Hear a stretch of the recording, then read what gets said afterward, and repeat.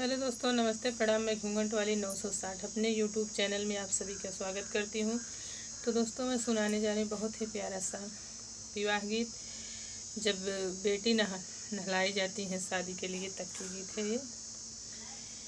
कहवा के सेंट साबुन, कहवा के पानी जी, कवन रम के धेरिया हूँ सगरा नहानी जी, कवन रम के धेरिया हो सगरा नहानी जी। बम्बई के सेंट साबुन, नागपुर के पानी जी, पापा जी के धेरिया हो सगरा नहानी जी, पापा जी के धेरिया हो सगरा नहानी जी। कहवा के सेंट साबुन, कहवा के पानी जी, कवन राम के धेरिया हो सगरा नहानी जी, कवन राम के धेरिया हो सगरा नहानी जी।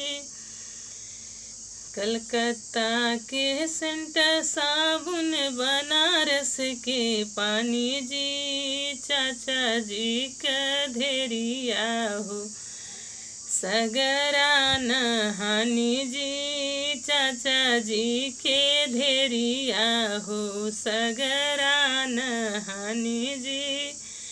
कहवा के सेंट साबुन, कहवा के पानी जी, कवन राम के धेरिया हो सगरा नहानी जी, कवन राम के बहिनी हो सगरा नहानी जी।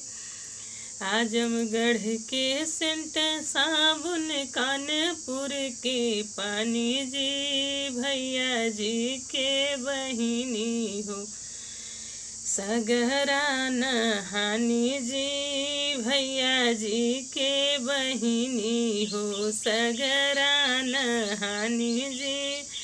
कहवा के सेंट साबुन, कहवा के पानी जी, कवन राम की धेरिया हो सगरा नहानी जी।